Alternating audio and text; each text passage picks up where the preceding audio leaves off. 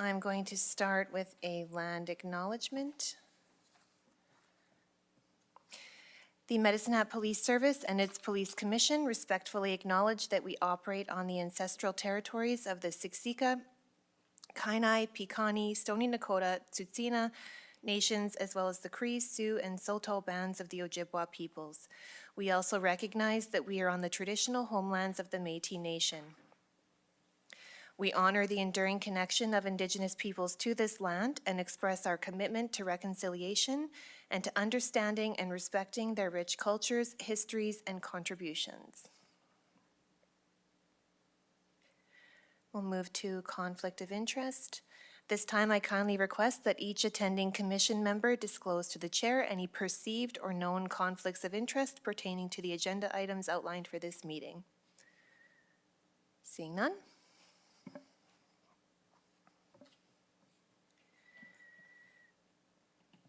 Okay. I would like to welcome, we have a new Police Commission member, Commissioner Oninye Chukwu-Niriwa has joined us for her first meeting tonight, so welcome. So we'll move on to approval of the agenda. Are there any proposed changes or amendments to the agenda as presented? Seeing none, motion to approve the agenda. So moved. Second. Councillor Dumanowski, second by Councillor Hirsch. All in favor? Unanimous? Approval of the May 15 open meeting minutes. Everyone reviewed those. Any errors or omissions noted? Seeing none, motion to approve those minutes as presented. Councillor or Commissioner Sir, seconder. Commissioner Robles, all in favor? Approved. Unanimous. Okay, so we'll get into some presentations. Our first presentation is on use of force, and I will have Acting Inspector Holt introduce the team. Thank you. So tonight we're going to have a presentation on the Medicine Hat Police Service's use of force statistics. And our two speakers tonight are Sergeant Devin Klein, who's behind the podium right now. He's the sergeant in charge of our Controlled Tactics Unit. And we've also got Constable Austin Weisgerber, and he's also a member of the Controlled Tactics Unit and a member of our tactical team. They're sort of a subject matter experts with the service on use of force. They teach members on correct use of force and conduct all of our annual training in that area. All right, well, thanks for having us. We're just going to take a run through some of our use of force stats, kind of maybe explain use of force and how we're involved in regards to the training, some things we've seen for the last couple of years. So just dealing with use of force, I guess it starts with any type of officer interactions that we have. So throughout the course of our day, that's essentially what our job is just interacting with the public, and with every action that we have, there's always a potential for there potentially could be some use of force that's used. So that could be just doing walking downtown, just doing people checks, something as simple as doing just vehicle stops or calls for service that we're called to every day. So as a whole, we have approximately 100,000 interactions with the public every year, and just we'll get to some stats in a bit, but over the last 3 years, on average of only 102 of those interactions have resulted with some type of force being used. So force could go anywhere from simply placing our hands in our handcuffs with injury to all the way down to a lethal force interaction. Just talking about use of force, we're bound by the criminal code to use force. Section 25 of the criminal code just provides us with guidance and allows us to use any forces necessary in the administration of enforcing the law. That being said, Section 26 as well, it's not listed, but Section 26 holds us accountable for any force that we're used. So if any excessive force that's used, we're held accountable by Section 26. So in determining whether a given level of response officer is reasonable, all facts and circumstances of the situation must be considered. For ease of reference, these can be categorized as officer factors, subject factors, and environmental factors. So when we're teaching use of force and deciding on what force to use, we always have to factor in officer factors such as age. Of course, that's the first one I go to. age, size, gender of that officer. Subject factor could be how many people you're dealing with, how big this person is, age, all that stuff. All the things factor into me as an officer going to be determining how much force I'm going to use. Could be different for an officer like Austin, could be training. And all these things factor into determining how much force we're going to use. When there is force being used, we have a report that's entered by our officers and any use of force encounter. And so they're tracked. That's how we end up tracking these stats, is through the use of force reports. These use of force reports are first filled out by the officer. There could be 3 or 4 officers that are involved. With one use of force report is going to be prepared by one officer, and determining what kind of force is used, whether it be pepper spray, taser, all that's just all encompassed in one use of force reports for every single incident. So those use of force reports are reviewed at a staff sergeant level, and then it comes to our use of force team, and then we also have a second report on it as well. So I'm going to touch on more the statting kind of perspective from it. So within all of our use of force reports, there's going to be different categories as to what that outcome looked like. So whether or not there was an injury, no injury, what was the significance of the injury? Was it minor in nature, such as a scrape, scratch, whatever?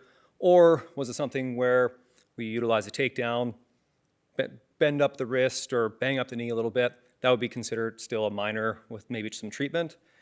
And then there's, of course, a serious injury, something that's requiring hospitalization for, say, a broken shoulder or something of that nature, where we need to take them from whatever that incident location is to the hospital for treatment. There is another category for fatalities. We didn't have last year in 2023 a clear-cut fatality use of force, so we won't be touching on anything like that. And then just some of our techniques we teach on is like empty hand techniques, so being strikes, takedowns, blocks, kicks, things of that nature. Those are kind of probably what a lot of people think of when we're going hands-on with somebody. That's going to be kind of some of our empty hand techniques that we use. Moving along here, we're going to get into some specific details. So you can see 2023, we had 32,000 calls for service, resulting in 2,600 and change arrests. You're going to see a little asterisk beside there. So when we took over, so there's been a minor discrepancy with the number of arrests that we've had over the last few years due to some systematic changes that we've had within our paper process. So there's been a slight deviation with maybe what has been presented to you guys historically on a yearly basis. But we've made some process change, which is about as close as we possibly can without getting it perfect. So what that's kind of alluding to is with the introduction of APIS, what was happening historically was some of our arrests data was actually being drawn from traffic tickets. So our arrest stats were being inflated a bit, actually quite a bit, because they were taking into account charged entities for tickets. So we're in a more accurate playground now than what we have been, which is good for obviously data purposes and statistics. So of those 2,600 arrests, we had 86 use of force reports.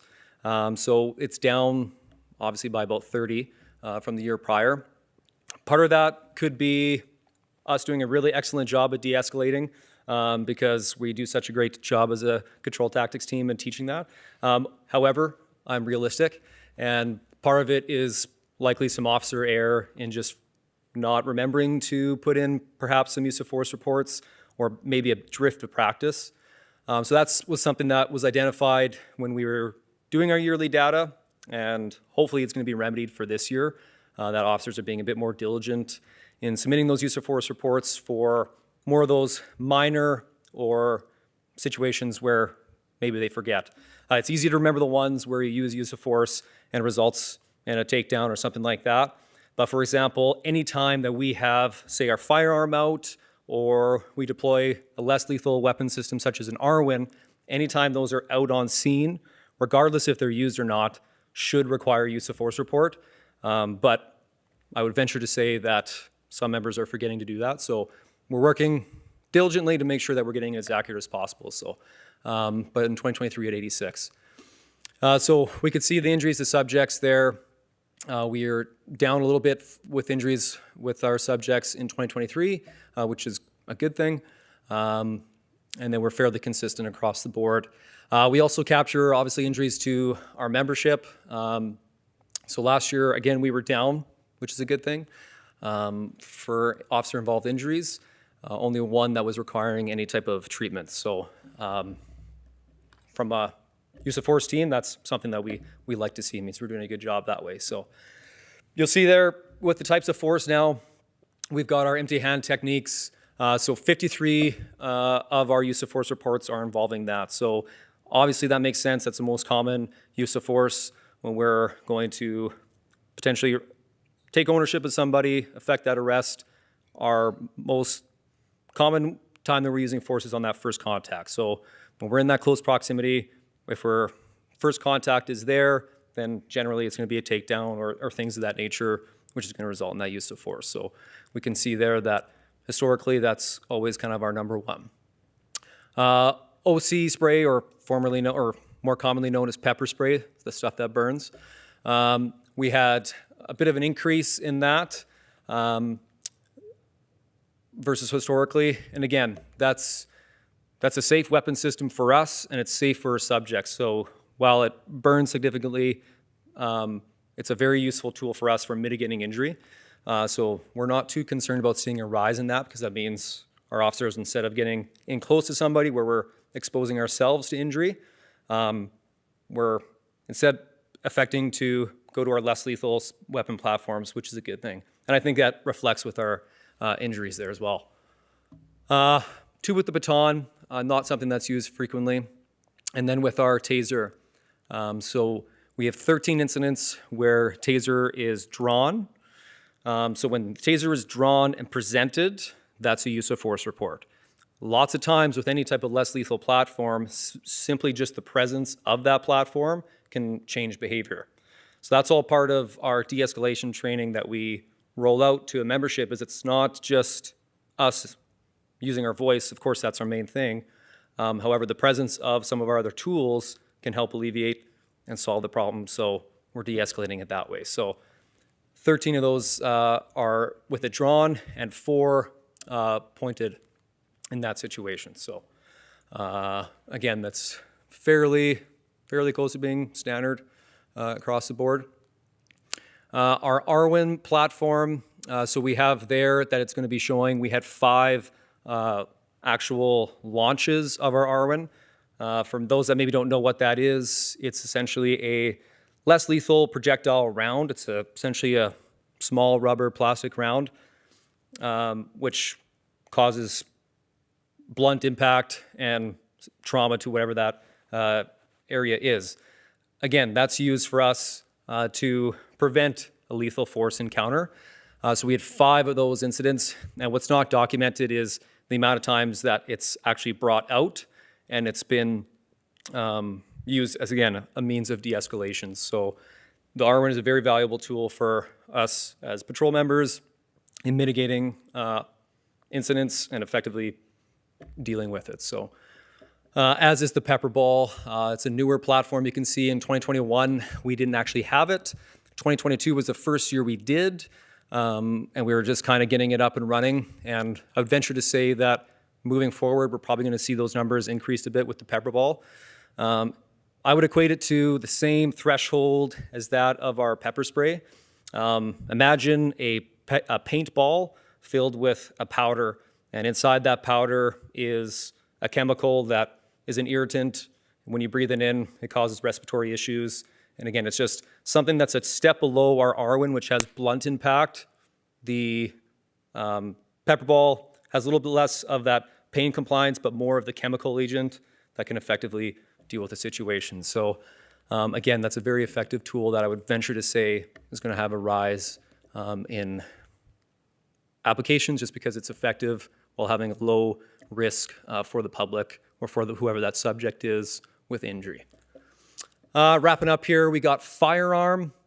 Again, anytime our firearm is drawn and results in a change of behavior, that's a use of force report. Doesn't mean that we have to discharge that firearm for that to be considered.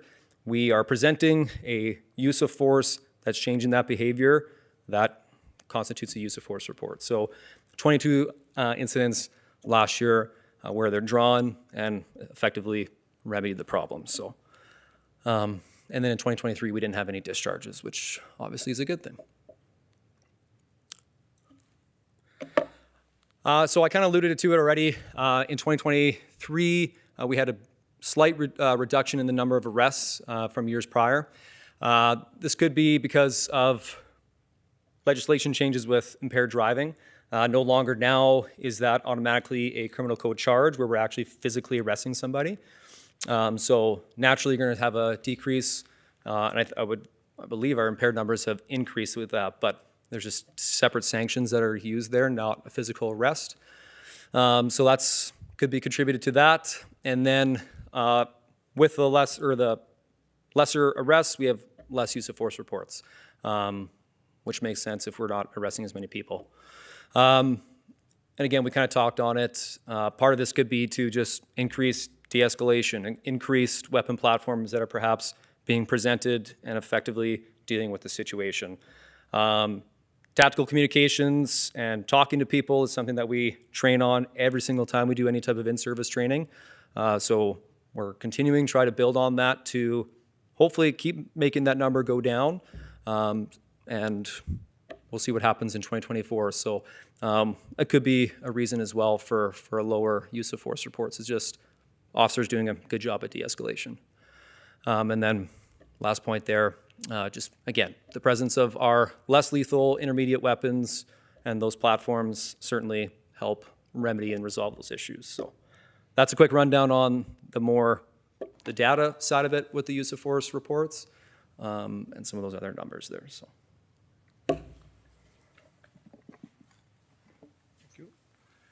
Well, real quick, I'll just touch on in regards to our training for use of force. So as a control tactics team, we train our members twice a year, both spring and the fall, and in various techniques of our vast genre of what we're actually teaching, whether it be taser, OC, baton. Some of that training that we decide on what we're going to be training, some of it's provided by, like the Solgen has said, we will do certain like OC, baton training every 2 years to stay current. Same with taser, CEW training is, so we have to kind of sprinkle in whatever other trends we see happening as one of those 2 training days in the year. So some of these things include TACCOMs, de-escalation techniques. We are currently, this is the current training aid we currently use. It's called the Reasonable Officer Response, but I know going forward, we could be going to another one that focuses mostly on, a lot of it has, de-escalation training is actually all throughout it. So we've seen the effectiveness of de-escalation training, essentially, we used to call it verbal judo back in the day. It's just learning to talk to people and controlling that without ever having to use force. So there's, obviously, it's a hot button topic, de-escalation training, and that's just the way policing is now.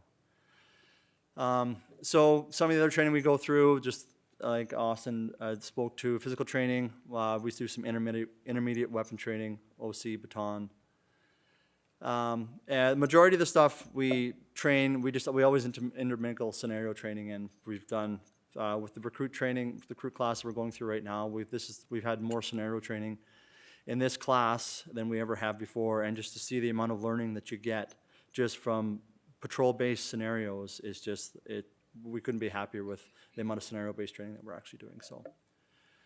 And yeah, lastly, mental health awareness training for officers also increased to improve how much us understanding mental health issues and how to respond. A lot of that comes from our de-escalation training, using keys, recognizing certain things that people are going through is all part of our de-escalation. Touch on our real officer response real quick here.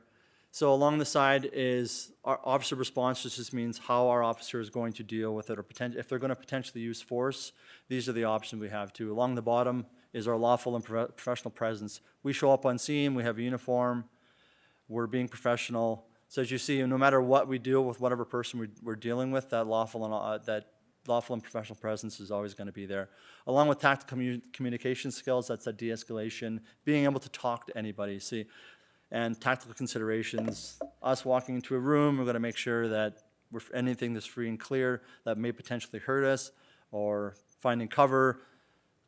If we go into a situation like this, just those are our use of force things that we're teaching, no matter what we're going to, regardless of who we're dealing with. Those things are always in our mind. We have cooperative people that we deal with, low-level resistors, somebody that's not really just wanting to listen to us. Could be a drunk somewhere that just has dead weight. High-level resistors, that'd be somebody that's just trying to get away from us, not necessarily fighting us, just they don't want to be arrested. That happens, believe it or not. Assaulted people that want to fight us, or we have potential to believe that they're going to fight us. They're showing us, somebody doesn't have to throw a punch for us to believe that they're assaultive, right? So, and then last, obviously, are grievous bodily harm or death. So these are all options. It's kind of a sliding scale. There's no hard answer of somebody's a high-level resistor, we have to use an empty hand hard technique on them, right? You could go side either way, because a high-level resistor could turn to an assaultive subject just like that. And based on, like I mentioned, officer factors, subject factors, environmental factors, that's going to change my use of force versus another officer's use of force. So that's kind of the 2-minute explanation of this that we spend usually 4 or 5 hours on with our recruits when we first learn it. So that's all we got for you. Do we have any questions? Counselor Hirsch? Thanks for the presentation, and I just did the math, and it was actually 20 years ago, which is astounding. We had a presentation by the Service for Council, and they talked about, it used to be a circle of force, if I recall. Huh? Yeah, the And wheel. yeah, and it used to be verbal, like you kind of had to do steps first, like verbal, I remember, then there was a touch, which could be, you've accosted them, et cetera. So it kind of led to my question, and you kind of covered it. So obviously it's changed over the years, but to your point, you said it depends on the individual. But I listened and wrote down like OC, Taser, Arwin, pepper balls, which are all enhancements over the years, obviously. So at what point, is there still a protocol that says you have to say verbal first? Or can you just jump to, geez, we're at certain level of where I need to get to action like right away? Or is there still protocol? Because I recall that there was certain levels that you had to kind of go through first. Right, it's a great question. Yeah, there's obviously no certain protocol that you have to go, like, hi, this is what I have to do. Like, Yeah. if we just look at the guide here, like, no matter where we are, wherever somebody is, we're gonna go into a situation and we're gonna automatically, we're Determine gonna it. try and de-escalate. But if somebody's standing with a knife, I'm gonna say, hello, I'm Yeah, Sergeant yeah. Klein with the City Police, right? We're gonna take action, right? So there isn't a hard and set rule of what we're gonna do. In the end, our goal always is to gain voluntary compliance, which is GVC. If we can get voluntary compliance, if somebody has a knife, but we're safe, we're using that tactical considerations, we might have a shield, we're protective, we can enter that de-escalation training without having to go to an R1, go to a pepper ball. If we're safe and we can talk, then we got nothing but time. Right. So there's no hard and fast rules that we have to do this, right? Yeah. But in the opposite case, if you're already in that stage where you're going right to maybe hand to hand, or to your point, it just is what it is depending on the situation, right? And actually, I found it interesting when you mentioned about different size, age, all that kind of Yep. stuff of the member and who you're going against, right? So appreciate Yeah. that. Great question. This is very Appreciate it. instructive. Yeah, thank you. Commissioner Sir, did you have? Yeah, I just have one question. It's a little bit maybe off the track, but I'm just wondering about body-worn cameras. If that's a tactic that you use to de-escalate and you say you're on film and, calm down or not, or does that help you or hinder you? Yeah, certainly sometimes it can. Simply just the presence of it. They see that, oh, all of a sudden I'm recorded, or they'll tell you, hey, I'm recording you. It's like, oh, that's cool. Like, I'm recording you too. Like, Yeah. no problem at all. So yeah, certainly we can use that to kind of mitigate whatever the thing is. Lots of times that's going to be in more so verbal confrontation versus a physical use of force. Generally, if somebody's is checking off any of the boxes there, they're in some type of emotional distress, which more often than not, they may not be really even alive to the fact that you have a body-worn camera. But certainly, yeah, like if you're in a verbal confrontation or somebody's wanting to have that, the presence can certainly mitigate it. And at the very least, it can help articulate and show from our shoes what exactly what we were exposed to in that moment. So I personally wear a body-worn camera, and we've had incidents in the past where if it leads to a complaint, that body-worn camera can be reviewed, and then that can be resolved quite quickly because an independent person can see from our shoes what it looked like, what the situation was, which lots of times can be different than what was initially reported. So, yeah, it's really effective. Yeah, so that would be a regular piece of your equipment then to put that on? Yeah, for me personally, it's not rolled out service-wide yet. But for myself, I think each crew has about, I don't know, I want to say 3 and change. That number is kind of always increasing. 3 patrol officers, a crew that has a body-worn camera. So yeah, that's part of my daily kit. So that's gone for every vehicle stop, every incident where we're essentially having exposure to the member of the public outside of like, hey, my garden gnome got stolen. Can I provide a statement? Like, I'm probably not turning my body camera on for that. There's just really no need. There's no public interest for that. But certainly any type of mental health complaint, person in distress, dispute, vehicle stop, things of that nature, you name it, we're rolling because it's protection for us and it's going to capture what happens. So Especially if there's going to, potentially down the road, there's a complaint about how you didn't de-escalate and how you were over-aggressive, but if you've got the evidence. yeah, for on court you, process too, that'll right? help you. If you're using that to articulate some type of charge, whether it be assaulting of a police officer or resisting arrest, whatever that looks like, it's pretty good evidence to support whatever that charge is too. So, yep. Okay, thank you. Counselor Dumanowski? Thank you, through the chair. Thank you for your presentation. I just realized that I recognize Constable Weisgerber. He's grown up, so I won't even embarrass him with good stories, but good stories. So it's awesome to see alumni growing up. So the question is around the people checks. I'll put my glasses on here. Yeah, the people checks. I wrote it down as that. I can't remember if that's specifically how it was spoken to, but were you, just to clarify, I guess, was that related to checks that you would, through normal course of any kind of policing, put through the system?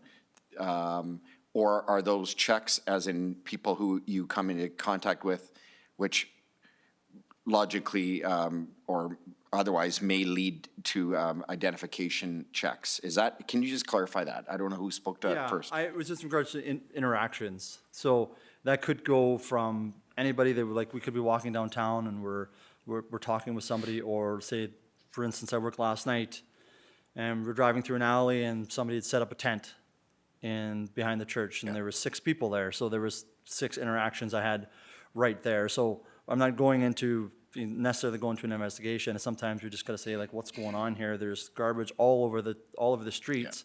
So we have to figure out, okay, who am I talking to? What are you doing? Like, so it's just those are the kind of what I meant by just people checks. Is like, okay, you've created a mess. What's your name, right? So that actually segues exactly where I was going around. What is the current kind of I don't know if it would be protocols from the province or changes in legislation that allow you or permit you, I'll call it card checking, that's what we used to call it, or it used to be referred to. Are people required, what is the latest on that? Are people required to surrender evidence to name who they are, or can they just verbally say, I'm Darren Hirsch and I might not actually be that person? What is the latest on that? If they're not committing an offense, they can tell us to pound sand, which is like a passenger in a vehicle. Like if we've got somebody for a specific offense, then they're obliged to tell us who they are. But if it's just somebody down the street, or if, say if we've got a complaint, and we're going to, and this person matches the complaint, okay, well, we've currently had to let them know, we've got an investigation going, you gotta tell me who you are, because I believe you've done this, right? But it's just, if there's a random person walking down the street and say, hey, I say, what's your name? And it's like, I don't gotta tell you anything. But then, okay, and then Okay. they're free to go. Okay. But there's always a different part, but like if it's in the middle of the night and you're car prowling, then we're in the middle of an investigation. Right. Okay. So it's fairly consistent. Then my last question through the chair is the APIS that I think Constable Weisgerber spoke to. So you were talking about the data, the different kinds of data, or there being some discrepancy, and that's not where I'm interested. It's more, is this a new data system or data collection system that we have put in place, or is it one that the province now requires us to do, and there's a very clear set of regulations around how we collect that data? Can you clarify, please? Yep, so APIS was rolled out throughout the province, so that's a province-wide kind of change. So the big kicker with that, well, there's a couple. The one larger one is the impaired driving legislation. So historically, an impaired investigation, if a person was found to be driving impaired, would lead to a physical arrest, and that was a criminal code charge of impaired driving. Whereas now, the province has shifted where we have the ability to release on what's called administrative sanctions. So it's not a criminal code charge, it's still an offense to drive impaired, but with that, it has alleviated the criminal code charge unless it's like a habitual impaired driver. We still have the option to arrest under the criminal code provisions. But yeah, with APIS, it alleviates the criminal code charge with it, with alcohol. And so with that comes no physical arrest. So essentially just becomes like you're writing a ticket. You pull up, the person has, and with that comes mandatory alcohol screening. So you do a vehicle stop, you do a mandatory alcohol screening, that person blows a fail. Okay, I'll take the keys, you're not free to leave, but it's not resulting in that person walking with you in handcuffs. They're free to sit there, call a cab, call somebody to pick them up. We still seize the vehicle, their license is still suspended, and they're issued their administrative penalty. And then they can have their appeal process that way. So that's kind of one part of it. And then the other part of it is our traffic tickets now. So any type of traffic enforcement under the Traffic Safety Act, use of highways, vehicle equipment regulations for the most part are all under that umbrella of APIS as well. So all those tickets that we write are generated and funneled through that same system of APIS. And that, again, that's province-wide, not just unique to our service. Yeah. Vice Chair Carolyn? Thank you, through the chair. Thank you for the presentation. You know, obviously a hot button topic, and with these types of statistics, you guys make our job very, very easy, so we appreciate that. I'm a little disappointed. I was really hoping for a demonstration, and considering that it's Inspector Stefaniak's last meeting, I thought he would be willing to get right up there and, Chief, is that okay yet? Thanks. I think the inspector's willing to spray you if you'd like to head out front. It's probably covered in dust, so you're probably good.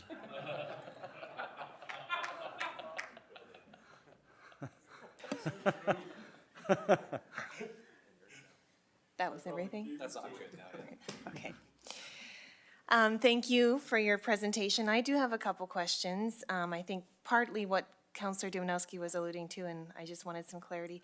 Are these statistics reported to the government annually as well, or is this just something we house in our service?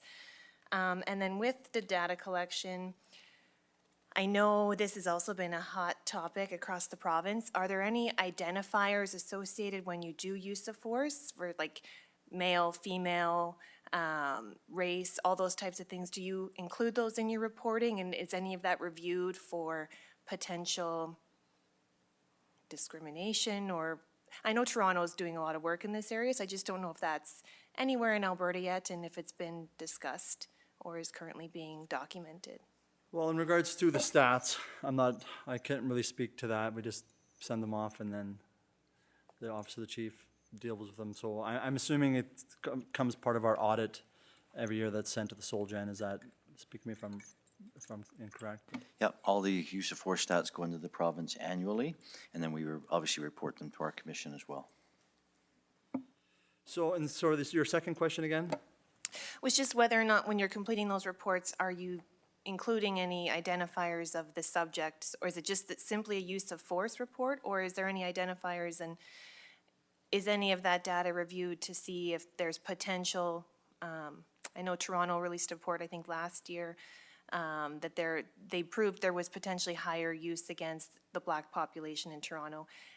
I don't know that we have the population here to look at that, but I don't know if that's something being collected or not currently, or being talked about. I know it's been talked about at the Alberta policing governance level. I just am not sure what's actually happening, and if it's even data that is not purposely collected, but also on the forms, if it's even being collected somewhat.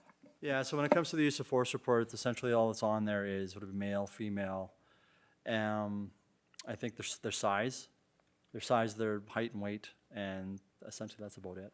Yeah, and also with that would be whether or not we capture more so, is there alcohol intoxication, drug, some type of mental impairment, things of that nature. It doesn't go necessarily specifically into any type of race, but within our use of force template itself covers off some of those more specifics on the behavior.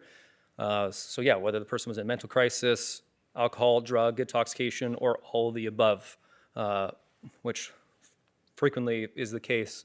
And then yeah, male, female, and then there's a category for weight and size. So those, again, support, when we talk subject factors, if you're dealing with somebody that was 6'7", 280 pounds, it's reasonable to think that perhaps your use of force could be different. So in the template itself, it speaks to that, but not anything specific to any type of race or anything like that. Thank you. Any other questions? I just want to say thanks, Dev and Austin. Great job in your presentation. I think it's important for the commission to understand. So you saw that there's 100,000 interactions with our public approximately. It's probably even more than that. It's just hard to know. Like Devin said, he stopped people, goes in an alley, people have a tent set up. There's 6 people there. That's 6 interactions just in a few seconds, and that's in just a moment or two of a shift.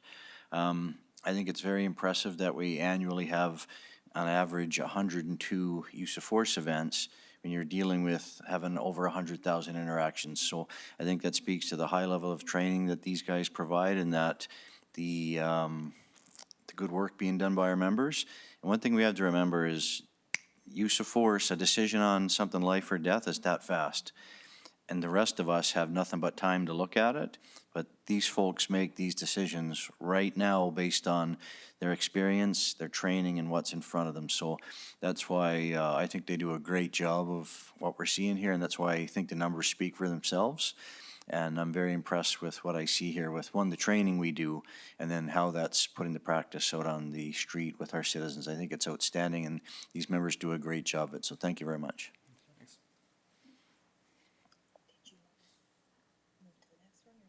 Yep. Oh, sorry. I did want to raise, and guys, if you want to go, you're welcome to stick around. One thing I wanted to raise with the commission was, so this is June, obviously, we're making this presentation, but I think it's better if we do this presentation going forward annually, we do this in February. So the year ends in December, that'll give us January to put the stats together. We would present it then to you in February. So that's the first point I want to say. Is that good with the commission if we will do this annual presentation in February? The second point I want to raise, where this information appears can be done different ways. So some agencies present it to their commission, some put it in their annual report, some do both.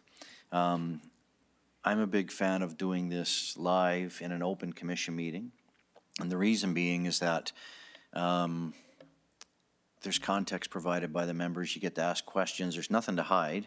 But if we do this just in an annual report, if we did it without the option for any context, I think individuals that want to put narratives around it, I think would have an opportunity to do that, and I'm not a fan of that. I'm certainly not hiding from any questions anybody wants to ask publicly. That's why we did it in this forum.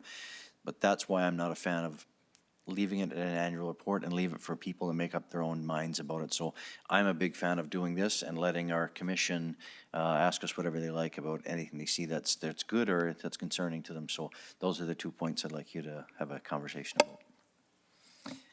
Okay, I'll open it up for some discussion. Is there any feedback on getting the presentation annually in February? All in favor of doing that? Everyone? Okay. So that's fine.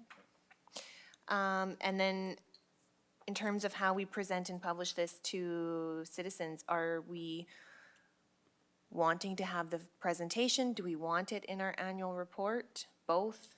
One or the other? Any discussion or opinion on that? Counselor Dumanowski? I'm trying not to talk too much at meetings, but I think it would go back to some of that, maybe what I said earlier in a different context, but it was the data set. What is an appropriate, what is a fair, what is a transparent set of data that we want to communicate? Where do we do it or what form we do it in? I agree with the chief. I think it makes sense to present it here as far as where it relies or resides, in hard copy. I'd be guided by the Office of the Chief and the inspectors more so on that, because I would imagine what we want to be is certainly not offside of what other agencies would report. And I value the fact that, again, and the theme of openness, nothing to hide, let's talk about it. So, but in some capacity, it has to be in a written form, and so we recognize the need for that, but context is everything. And I'm famously saying that almost every day, so I agree. Vice Chair Carolyn, did you have, I saw you. I agree with that as well. Chief, I just, and I know this was the first time, so is there a way to balance that with, it being on the public open agenda in advance, so that if there are public members who want to come and, have that dialogue with us? I mean, even today, if there's media online watching, they're not here to ask us any questions. So if we could combine that with, sharing with the public that we are going to make that a February thing, I think that would be great. Absolutely, we can absolutely make that happen. So if any parties are interested to see this live, either online or be present, they can do that. Any other commissioners, sir? I think that's a great idea, doing it at an open meeting and having media coverage and being open with it. So, yeah, I'd be in favor of that. So what I'm hearing is there be a motion to do the annual presentation in February, providing the report, published report in writing prior, so people can see it, and have a chance to come to that meeting and ask questions. Does that sound Just that it's on publicly announced that we are. publicly announced? Yeah, I don't think it needs to go out before the meeting, but that it's available to the public to know that they could attend that for that reason. Okay, so annual presentation in February, and announcing to public that that's what's going to happen, allowing for dialogue. Is the commission count? We could just leave it, for scheduling purposes, just leave it up to the chief to figure out what the best opportune time is to do it. Well, he likes February. Yeah. Yeah. For me, the only piece that's not clear is, are we going to provide it in writing in advance so people have a chance to review it and come ask questions? Or will it be provided in the open package at all? My preference would be that we notify the public well in advance that that's what we'll discuss, as what Vice Chair Carolyn stated. Again, if you publish it in advance, narratives could start without context, and that brings back to my primary concern. So all for doing it in public with advance notice. Are other services publishing it online or in a publicly easily accessible place? It's happening all different ways. There's no one way to do it in the province. It's happening in annual reports. It's happening live at public meetings. So there's no one way it's being done. I checked with other agencies to see if there was only one way, and there certainly isn't. It's kind of all over the place. There's no one way to do it. And if the public wanted access to it in writing, they could do that easily through, would that be FOIP, or would they just be able to contact the service and get that? Good question. Through FOIP for certain. If we're presenting it publicly, like the media could actually put these slides, I'm sure they could just record them. So there's nothing to hide here. So because it's a public presentation, providing it to anybody is no issue. I just like having context out front for people. And then if narratives start, we can go back to what we said in a public meeting. So I'm fine with that. Okay, I'm good with that. So I'm going to put forward a motion that we present this report, or the Office of the Chief presents this report annually every February with notification to the public that it's going to be presented. All in favor of that? Or I guess, I put forward the motion, I guess a seconder? Okay, Vice Chair Carolyn seconds. All in favor? That was unanimous. Perfect. Settled. Okay, we have another presentation. School resource officers. I'm going to let Inspector Secondiak introduce the team. Thank you. It's my pleasure to introduce our school resource officers and their leader, Sergeant Adam Gregory. So these are members of our high schools, and Adam will go into this into detail, but we constantly get positive feedback and remarks on all of these members, sometimes daily, but often weekly, about the work they do in the schools. So thank you for that, and we look forward to your presentation. Thank you, sir. So good evening, Police Commission and executive team, and thank you for having us here tonight. I guess I'd start off to say I don't often get excited about formal public speaking. However, when I heard that you'd like to hear about the Medicine Hat Police Service School Resource Officer Program, I was excited because I think it's something that should be shown and celebrated. So I've been in this position for about 3.5 years, and I feel very privileged to be the supervisor as well as a team member of our school resource officers. They're doing a lot of good work. And as an example, I kind of expected to come here and have to talk and present the whole presentation, and they've decided to split it up amongst themselves, so I won't be a talking head the whole time. It's my understanding that you probably have received the presentation already. Does that sound right? So we don't want to just put it up and talk word for word on the PowerPoint, but we will go over each kind of slide, and feel free to interrupt us if you have questions as we go. If not, we'll have some time at the end to ask. So without further ado, we'll have a quick 2-hour presentation for you. And no, that's all. So I'll turn it over to Constable Sanders. Hello. So what is a school resource officer, better known in schools as an SRO? So we're assigned to different schools. So in Medicine Hat, we have the Medicine Hat Public Division and Medicine Hat Catholic Division. So we work directly with the students, with the teachers, with the families. We're there for supports. We help the students, primarily the students, but yes, the staff too, with any questions or needs or concerns that they have. So part of our goals are to create a safe environment for the students to learn, for the teachers to educate the kids. We develop rapport within the schools for the kids to, a lot of the times when the police come out, we're seen in a negative picture, so we want to build rapport, we be a positive influence for the kids. We're there to mentor them, to support them, give advice to them, just, sometimes just be friends with them, or just be just a shoulder for them, or somebody to just talk to sometimes. Be that positive role model within their lives, because sometimes some of the kids that we see and deal with don't have that positive influence in their life. So just to be there, to try to encourage them, and just kind of get them through the school year, through their day. We also deal with a lot of high-risk students that we have within the schools. We have a high-risk youth committee that we kind of look after too. So we're there to just make sure that those students are, again, getting the resources they need or getting pointed in that right direction. And ultimately, we want to try to keep the kids out of the criminal justice system as much as possible. So we will take our time. We will, sometimes within a patrol call or patrol aspect, we don't have a lot of time on our hands to maybe sit down, mediate a situation, and try to do what's, get the kids in a right direction. So we'll try to take time, mediate a situation with them, sit down, talk, and go through all of our options, you know, do it over a couple of day period or a week period rather than just a couple of hour period. So ultimately, that's our goal. Sometimes it doesn't work out that way, and sometimes we have to go down the road of the criminal justice system. However, whenever we do that, we are in contact with the Crown Prosecutor's Office just to kind of give some advice, or not advice, but just some background, more background, so that a more informed decision can be made.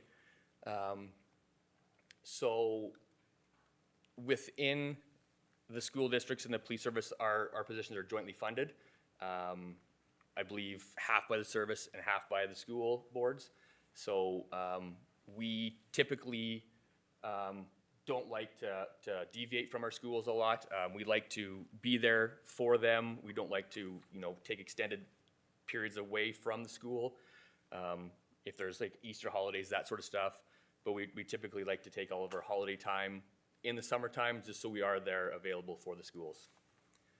So currently, right now we have 3 dedicated SROs. Myself, I look after McCoy High School and Notre Dame Academy and St. Mary's School. So I kind of split my time between all them. I have a schedule that's kind of set up that the schools kind of know, but I'm not stuck in that schedule. I do get called back and forth from different schools as things are needed. We have Constable Brent Bourne over here. He's responsible for Crescent Heights High School, and Constable Taylor Olenek, and he's responsible for Medicine Hat High School. And I will pass it on to Taylor. So some roles and responsibilities for school resource officers. Again, this changes day to day. A little bit different from patrols because, like Matt said, you don't know what you're coming into every day, and 9 times out of 10, you're going to be going in and just kind of being an ear for the students that are there that need some supports in whatever they're going through. However, as an SRO, we are the first contact for any high-risk situations that are going on, whether it be in the school or in the community that makes its way back to the school. So one thing with our unit specifically is we utilize multiple other units within our service to help us out as well, whether that be family crimes units to assist with interviews and stuff like that. We're communicating with CFS all the time, Child and Family Services, to help us out and to maybe, like Matt said, steer the children into the right direction and to provide services outside of the school. We are in the schools all the time. That's one of the best things about this position is you're walking around the hallways making positive interactions with the students, whether that be, for example, I was playing spike ball the other day with some grade 10 students. I won, so that was important. But just lots of positive interaction. It's a great position. This one's big. Being aware of the school district, their guidelines, their policies, their rules, regulations. At the end of the day, we are in their house, right? So we want to make sure that we're not stepping on toes and we're following school policies properly as well. Police duties that we deal with, mostly due to technology, unfortunately. Uttering threats is a big one.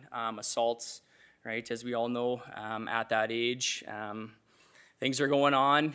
There's lots of, I shouldn't say lots, but there are assaults that whether they happen on the weekend at a party, somebody comes to school with an injury, we notice it, we will hop into an investigation, or the assaults that take place within the school. Thefts, whether that be from a locker room or again outside the school, vandalism, mischief, drug possession, and drug trafficking. A little bit of everything.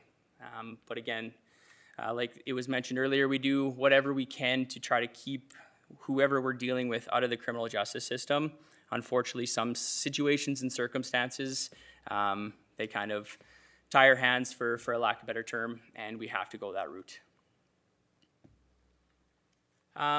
Police duties and on statutes and bylaws, this is a big one for us because it's kind of that stepping stone platform that we like to use when it comes to certain situations, whether it be a fight, we're not going to go straight to an assault charge, right? So we do use the public safety bylaws within the city for fighting tickets, bullying tickets, encouraging bullying, whatever that looks like. And obviously, being a positive role model, no vaping on school property, tobacco use, alcohol, drug use, that can be usually mitigated with a warning, but if it's a repeat offense, then we are gonna step up, go to that next step, which would be potentially a ticket. And again, traffic offenses, right? Most of these kids, they're just fresh with their driver's license and they got a new car, and we wanna make sure that everybody's safe, whether that be on the streets or in the parking lots. And then providing support and guidance on topics in the schools. Family violence is a big one that we like to talk about, whether that be through EPIC, and I believe we talk about that in a couple of slides. Sharing of intimate images, again, that all comes back to the technology use that we do see increase within the schools. Addiction and mental health, this is something that, whether it be somebody's just having a bad day or they're actually in a mental health crisis. We deal with that quite often in the schools, and getting multiple different agencies involved to help out with those students is something that we like to rely on. And then on the unfortunate topic of suicide, that can come from many different external factors. So pass it over to Constable Bourne. Thank you. So also just to touch on what Constable Lennox was talking about with trying to keep the kids out of the criminal justice system where we can issue tickets and stuff too.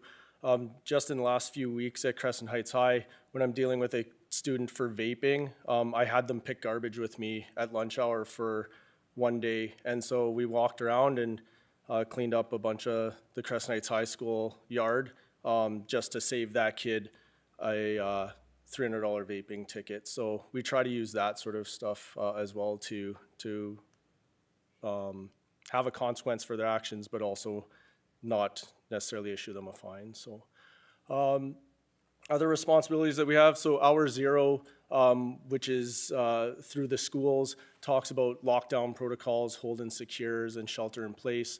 So we're assisting the schools when they call a lockdown. If there is a threat at the school, that's our primary role, is to be there to ensure everybody's safe and to deal with that threat as quickly and effectively as we can.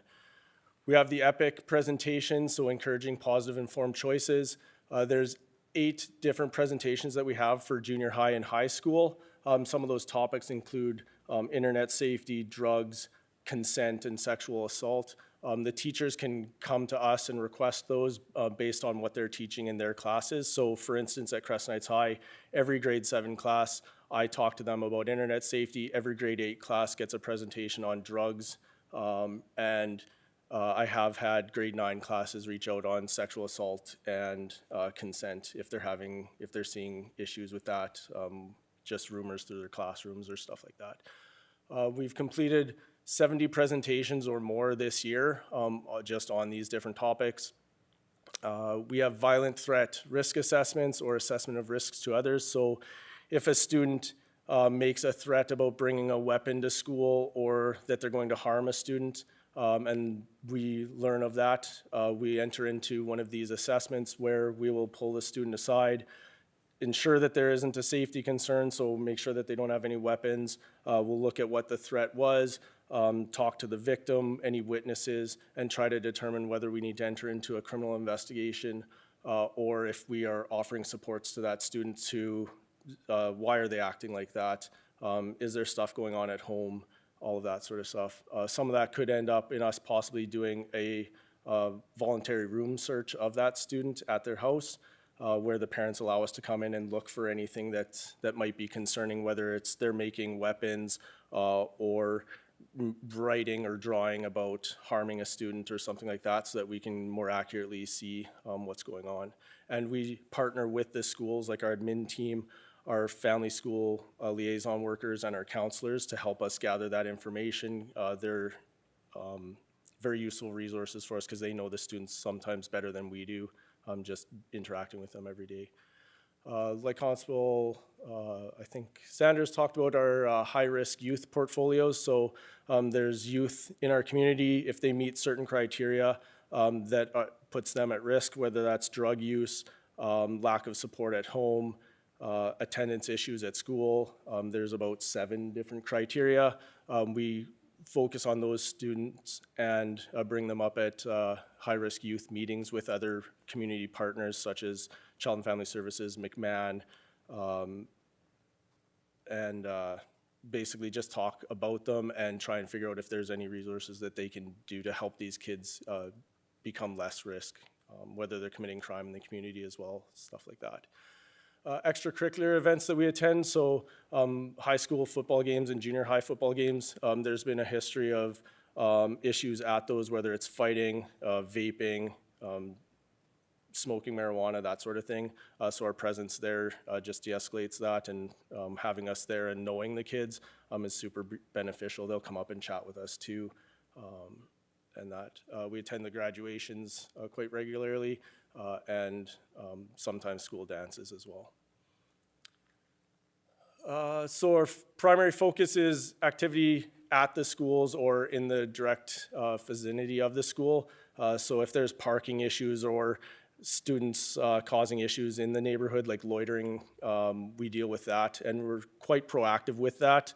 During the breaks at our schools, we'll be out walking the school grounds and telling the kids to stop loitering or watching for vaping and that sort of thing. So try to prevent that and keep our neighbors happy. We do attend homes of students if required. So if there's a student that's not attending school, oftentimes the administration will come to us and we'll go and see, like, why aren't they attending school? Sometimes we'll take a counselor with us, a school counselor that can talk to them about schedule changes if that's what's keeping them from school. And if it's something else that we can assist as police, then we'll do that as well.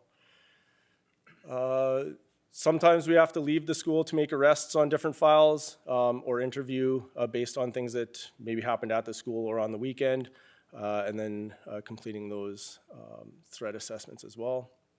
We will assist patrols if there's something happening near our schools, or if time permits and maybe we're not busy at the school, we could go and help them if they're needing assistance.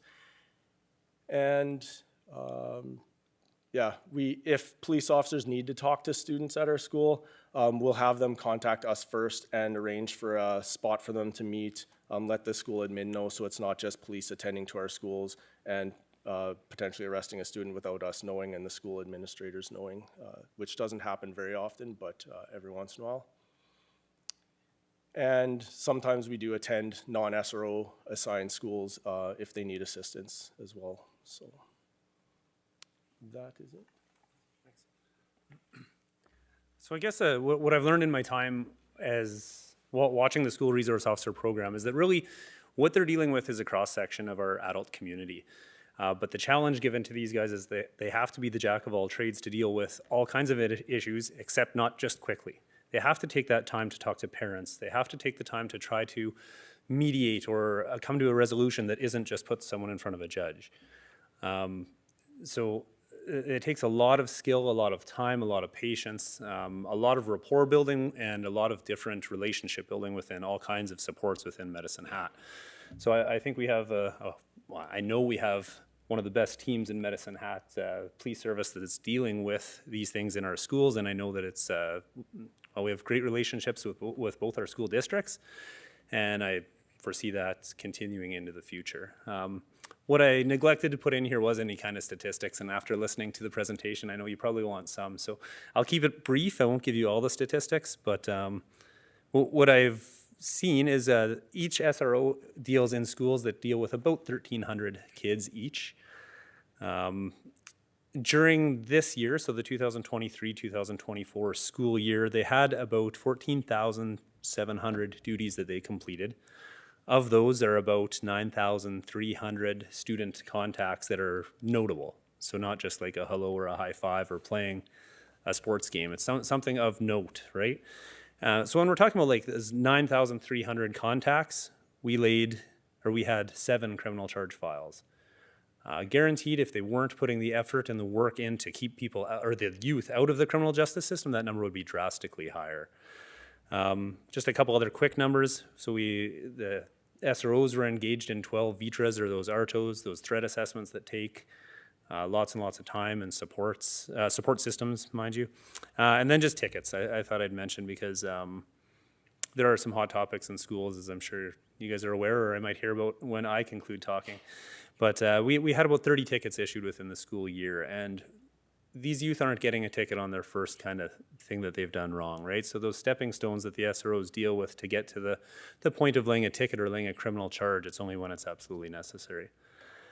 I think that's it. I didn't put the slide on at the end that says questions because I figured you would just know to ask me. So that's what we have for you tonight, and thanks for listening. Thank you. Questions? Councillor Hirsch? Thanks for the presentation, and yeah, I'm happy that you guys were able to present to Police Commission, because it's interesting, and a lot of us have been post high school graduates for a very long time. So a couple of questions I had, like, and what have you seen?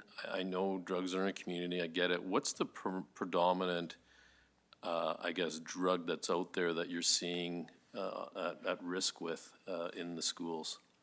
Yeah, and you guys correct me if I'm wrong or if you want to step in and answer things, okay? But predominantly the drug that you're going to see is marijuana. Okay. Or alcohol, I suppose. So, and tobacco. However, we're always shocked when we see a youth actually smoking a cigarette now. I believe, do we have hard drugs in our community? Sure we do. Are they within our school systems? Probably very, very little. We're not having fentanyl seizures within our schools. We're not having methamphetamine seizures in our schools. I can't, be blind to the fact that they could exist, but we're not seeing it. I would think by the time that these youth are getting into that level of drug abuse or addiction that they may no longer be coming to school, and they may be out in the community. No, appreciate that. Just a second question, if I could, through the chair. So, again, been a few years since everyone walked the high schools, but any dramatic increases you've seen over the years, like that's notable? And I just think of, I've actually got a friend of mine that his son, and it is what it is, and he just didn't even realize it, but the sharing of intimate pictures and that whole bit, just with between Instagram and all that stuff that's been ongoing, is that some of the stuff that you've seen a rise in, and it's, people might think it's innocuous, but it's actually, a fairly big invasion of privacy and all that sort of stuff, so. Yeah, it's a huge problem. I won't give a percentage, but a large amount of the work that these guys are dealing with is social media related and internet related. So removing that face-to-face contact and allowing some anonymity creates a lot of problems with our youth, as it would with our adults. The sharing of intimate images, absolutely, it's a problem and it's a concern, and it definitely challenges these guys to solve a huge issue, sometimes criminally and sometimes not. It's funny, often I'll talk to grade 6 kids as part of the EPIC program, and I'll tell them, hey, would you send a naked picture of yourself to anybody? And they all say, oh, no way. But in grade 7, it starts happening continually. And, and to some extent, adults can't handle those rules either, right? So it definitely is of concern. And it's, the SROs have to take it on a case-by-case basis on are things consensual? Are they being shared outside of that consent that's given? And the criminal code provides some difficulty for us when it comes to the age of sharing intimate images. There's also some new laws that have been coming in and are helpful to us as tools if we need to go the criminal route as well. And sorry, just for things that we're seeing increases of, I think there's waves, and I'm not the one to show you statistics, but I have spoken to some people in the school district, some counselors that can tell you, certain times of the year when we're going to see an increase in poor behavior. I think that I've seen an increase in weapons coming into our school, mostly knives, but this kind of a new trend of pellet guns or things like that are so concerning to us because they're concerning the police, again, a cross-section of society, right? Concerning the police outside in downtown Medicine Hat or anywhere else in Medicine Hat, but also in our schools. It can cause, quick panic, and again, the guys are faced with having to resolve that the best way possible. Other problem areas that I guess I would see is our mental health is definitely something that our youth are having to learn to cope with and different issues, and I think some of it will stem back to social media. And luckily the school districts have many different supports in place, including, it's not just the SROs, but those teamwork has been very good. Appreciate the efforts in the community, gentlemen. Appreciate it. Thank you. Thanks. Commissioner Johnson?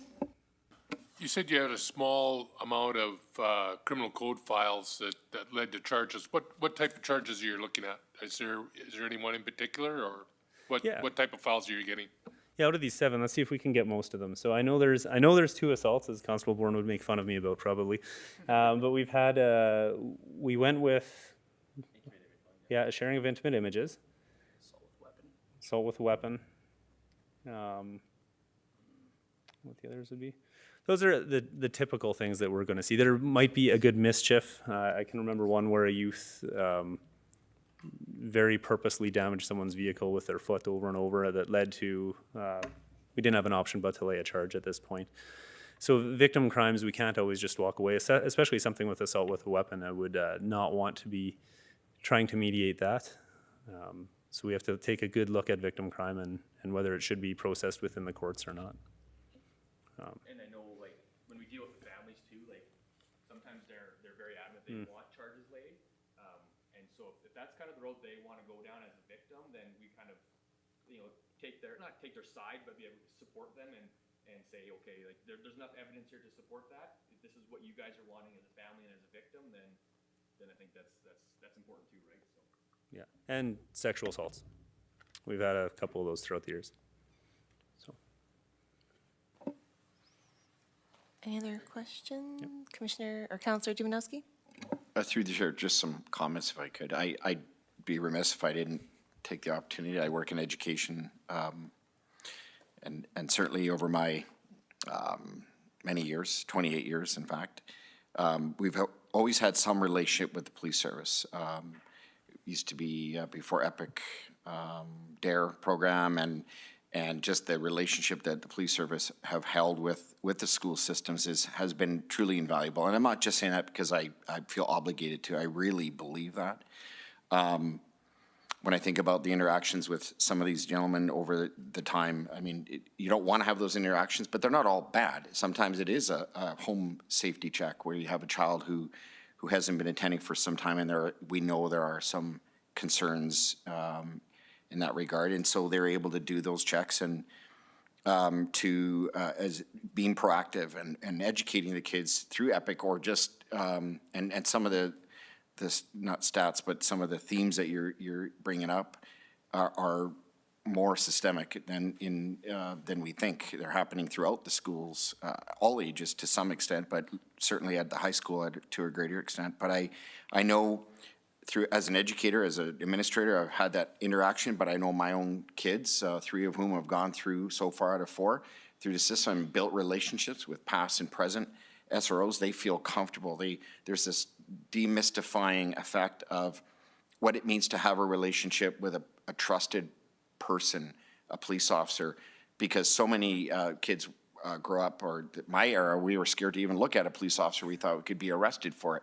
But being able to say, hey, I can go to you. I have a concern. There's so many kids who are able to hide lots of things despite every effort to understand them and be seen. And having that relationship with a police officer can make or break those situations. It is an investment. When you think about it is a assured cost, but it is an investment between the school districts and the police service. I know in times sitting around this table there were.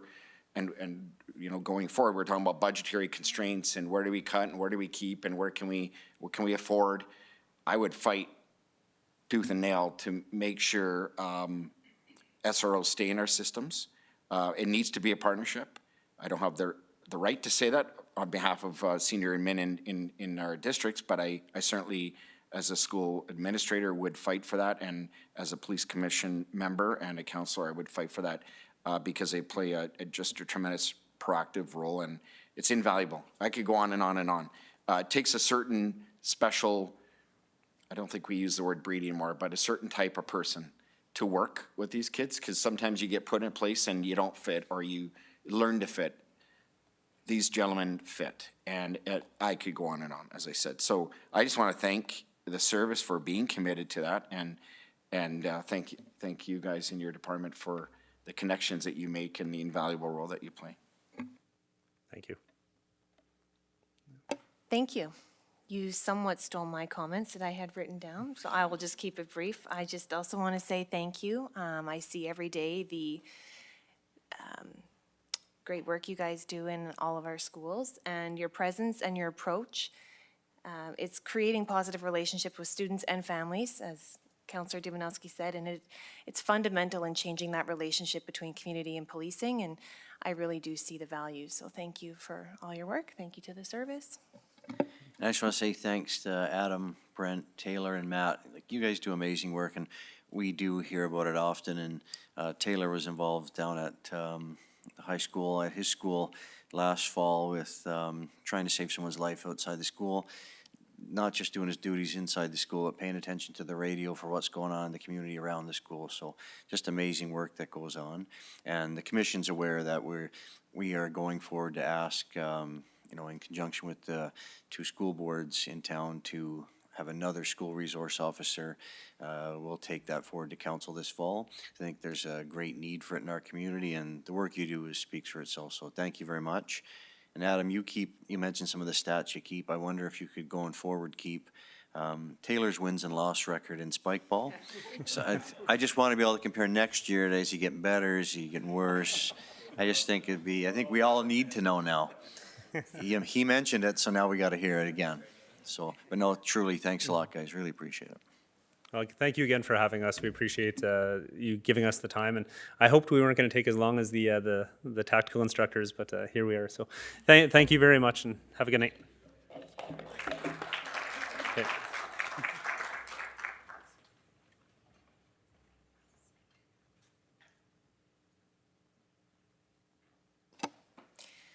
Okay. Moving on to standing items, police budget update from Chief Murphy. Thank you, Madam Chair. As we spoke about in the closed meeting, we're projecting a negative variance at year end. The position has improved significantly over the last month, and then we have measures in place to continue to monitor it, and we expect it will continue to improve. Any questions? Okay, thank you, Chief Murphy. AAPG report, Commissioner Dirk is absent this evening. She is our AAPG representative.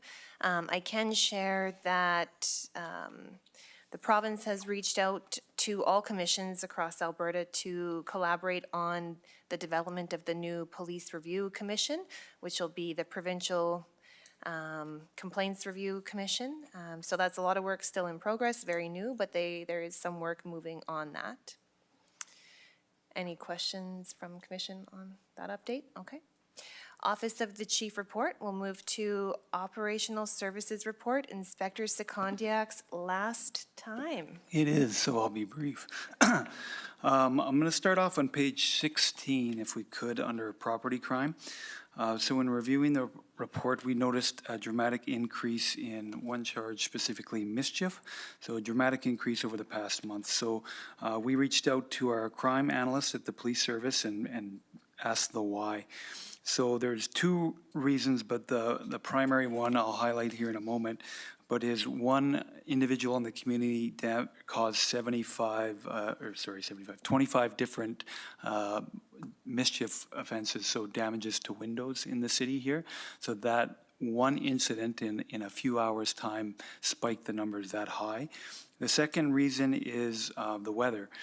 So as the weather improves, more people are out in the community, and we do get an increase of mischief charges, which graffiti, so spray painting. We can't determine exactly when the spray paint occurred, but they're more noticeable to the public, and we get more complaints on them. So that is the reason why that mischief charge has increased in the last month. Moving on to page 17 in patrols. I just wanted to highlight 2 areas. Number 1 was the file I was just speaking of. We responded to reports of numerous broken windows, vandalism in various areas of the city, most notably on Dunmore Road. In total, 10 different properties were damaged with a substantial cost associated to it, over $100,000.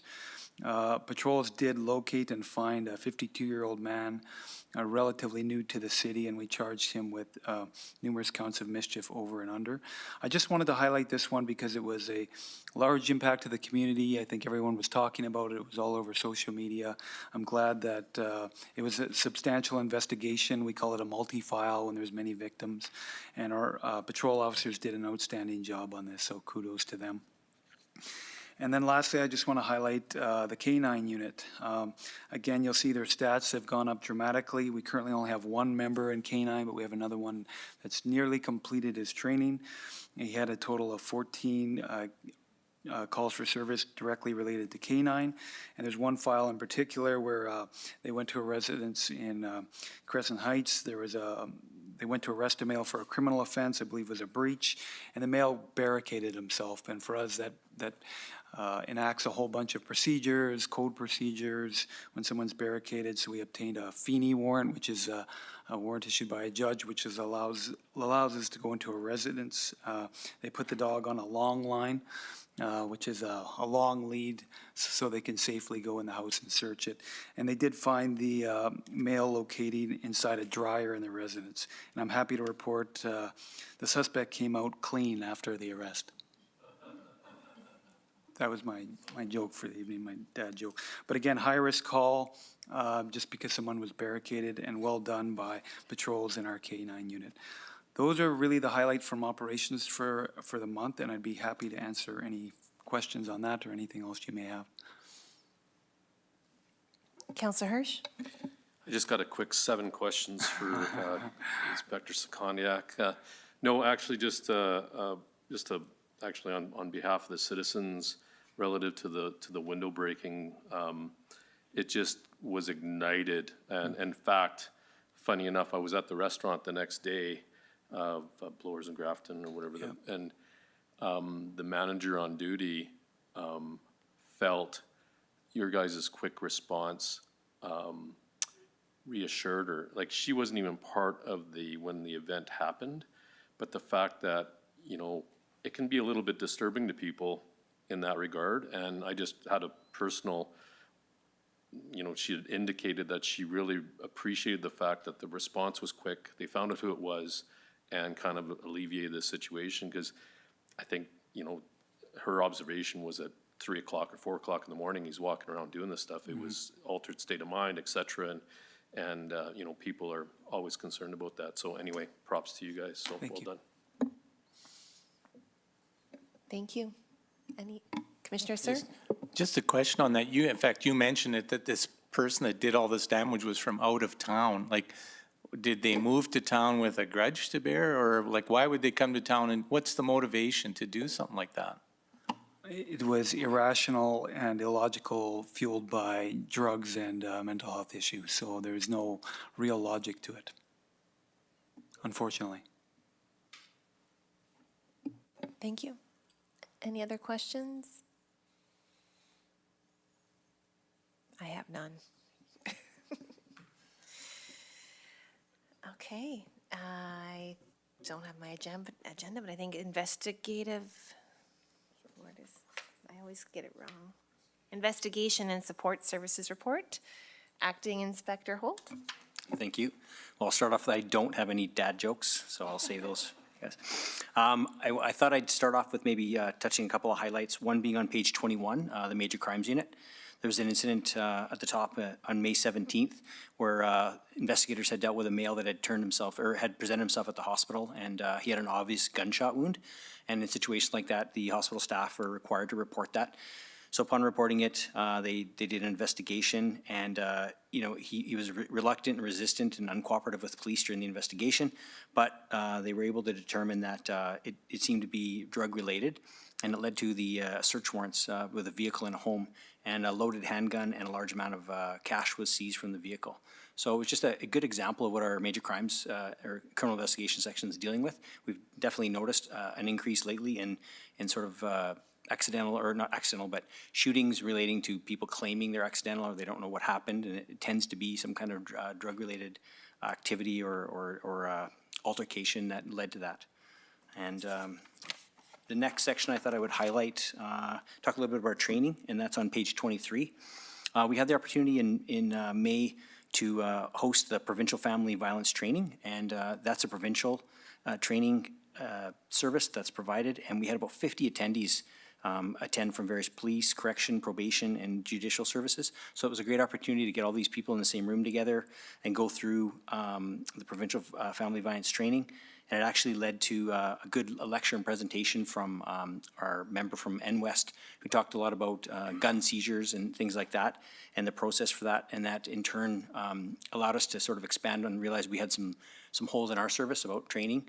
Gun laws change and seizure laws change, and how we have to process them to make sure we get those convictions in court for illegal guns. And that led to some in-service training as well after that, because we realized how good of a presentation it was, so we used that further for that. So it was a good transition from that. And the last section I thought I'd highlight a little bit was on page 24. There's a portion that our IT manager is currently working on provincial guidelines and guardrails around the use of generative AI, or artificial intelligence. So it's been kind of a topic lately within our service, just ensuring that we amongst lots of other public agencies use AI, but use it appropriately. And I had asked him specifically about the term generative, and he said that had to do with where artificial intelligence creates something out of nothing. Not the traditional, what you think of as where it's just used for analytics, but rather it creates something out of data that you input. And the scary thing with that is we have to be careful what we do provide, especially as a police agency. So he's working on these committees and making sure that we use it effectively, but not provide info, because once we provide that in some of these open source AI portals, that info is gone, they have it, and they use that to generate more information from that, for that artificial intelligence. So it's good that they're working on that and looking at that and ensure that we're using it safely. So that's it for me, unless anyone has any questions on that section. And our IT manager is actually the chair of the provincial committee with the Alberta Association of Chiefs of Police, so he chairs the committee for all agencies in the province. So it's great having that voice here. So we'll be on the leading edge of what the AACP wants to do around things like that. So I think that's a feather in our cap to have our IT manager be the chair of that committee. Councillor Hirsch? Thanks for this. This is just another kudos in regards to the theft from the Canada Post mailboxes. Amazing how, people come out in the community. And again, that's a little bit of an invasion of the privacy bit. And I'm just interested in terms of, I read here that, that the theft in progress. So, it would be hard for me to kind of determine when they're at the mailboxes unless they're with prying it. But I guess I'm just wondering, how did that unwind that it was caught kind of in the act? What was the circumstances? I don't know if you're familiar with the case at all, but. I'm not familiar with the specific details of that, unless Inspector Secondiak is. We had, from our analyst again, we had kind of areas of the city that were targeted previously or likely to be targeted, so we put increased patrols in those areas. Okay. And one of our members, he's just outstanding. He was in the area, saw a vehicle that was out of place early in the morning, did some outstanding police work and was able to stop them and start the investigation. So it was a combination of good analytics and great police work. Well done. That's great. That's tough to prove, I would imagine, right? So, thanks. Commissioner Johnson? The guy with the gun, where'd the gun come from? Ghost gun, stolen gun, brought from the States? Where'd it come from? Well, that file's still under investigation, so they're still tracing that back, but that seems to be a common theme. I would say the majority of the ones we deal with are often either smuggled in from the US or stolen from a legal gun owner. On that particular one, they're still tracing that one back. Unlikely that it was a legally obtained gun, though. I'm confident that it was not. Thank you. Any other questions? I also have none. Okay, thank you. Thank you.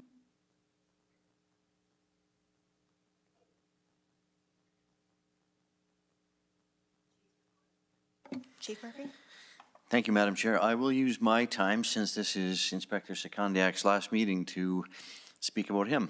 And It's too bad he dropped that dad joke, because now I can't say everything nice, but you don't want to leave your last meeting with that joke, but he did. That's a choice he made. He told us in advance, actually, last week he was going to roll with that, and he did it. So good on him. No, I do want to congratulate Brent, though, on his retirement and amazing service to this city and to the police service. I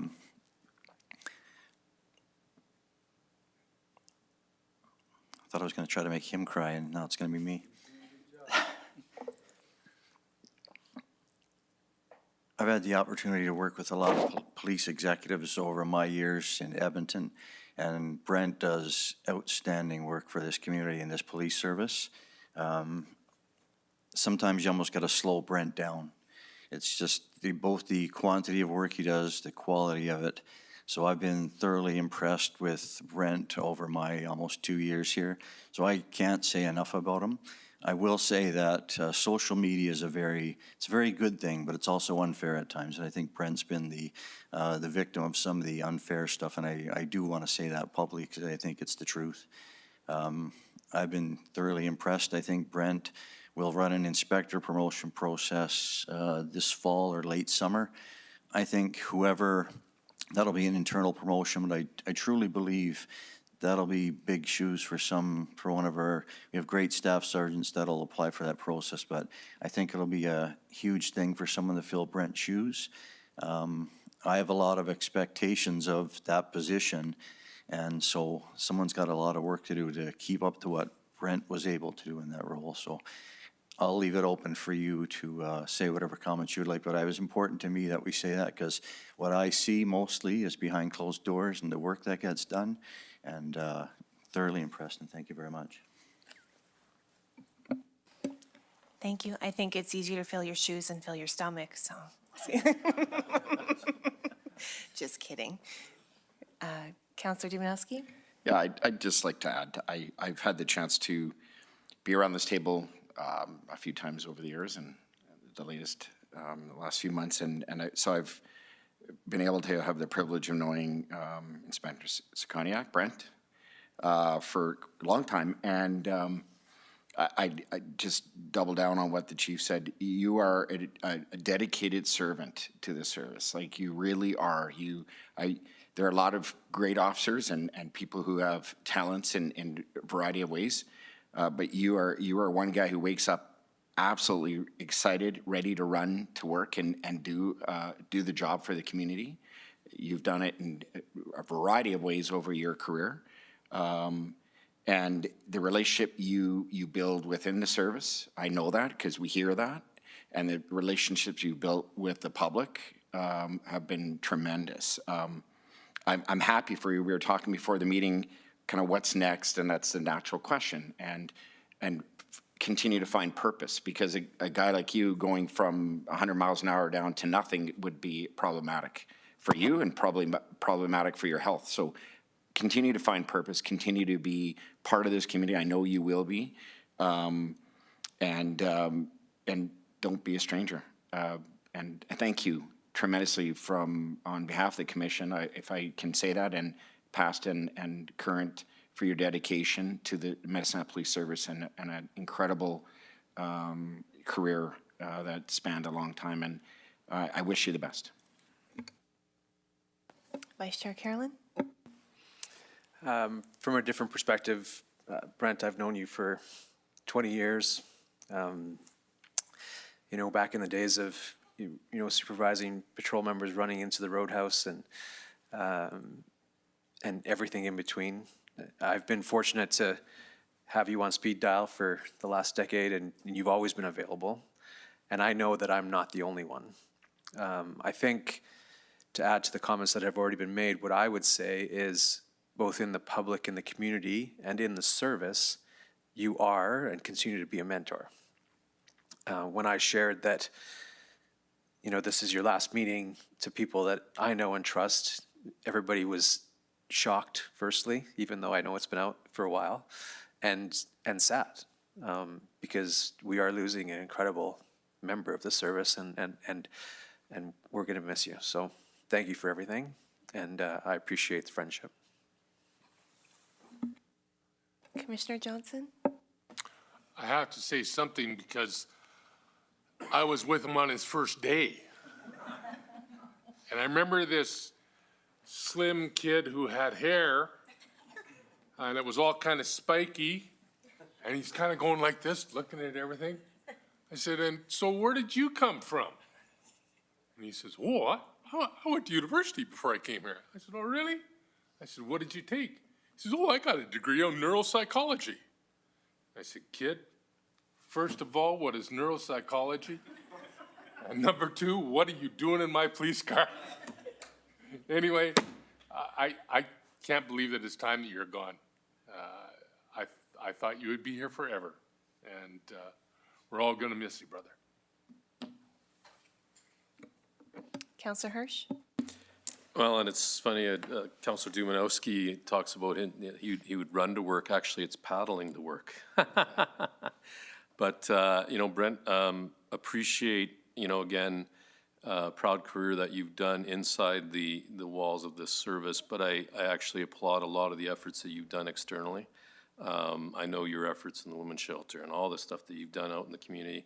And in fact, it's funny, you know, we talk about social media and the impact of that blessed thing, but you've managed to put that in your efforts in a positive light.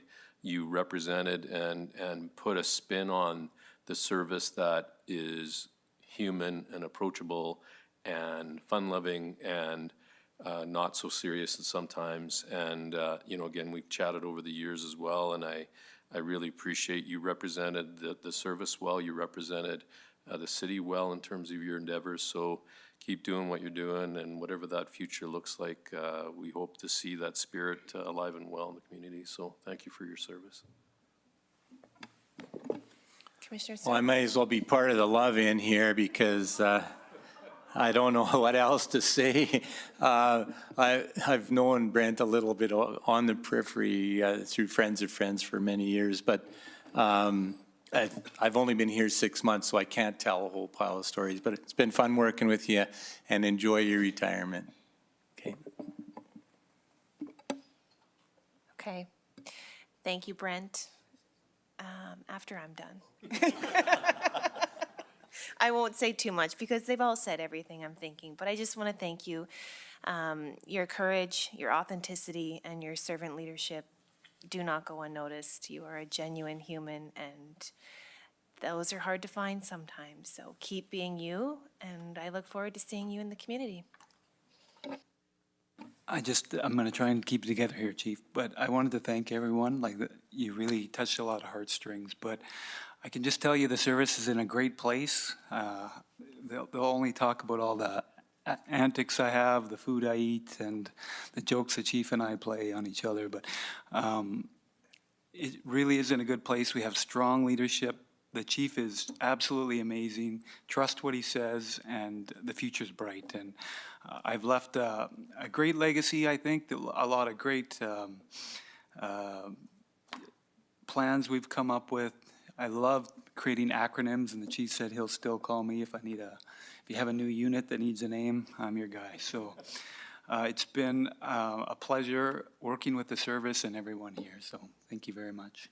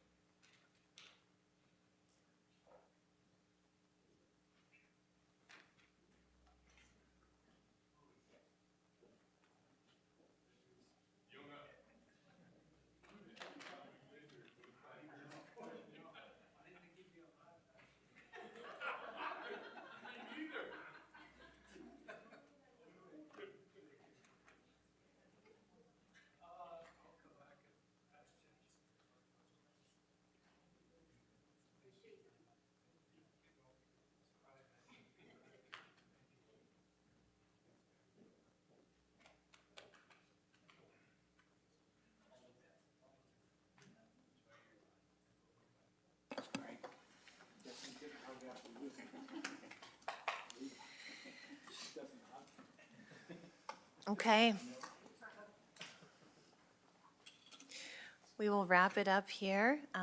There's no new business and nobody in the gallery.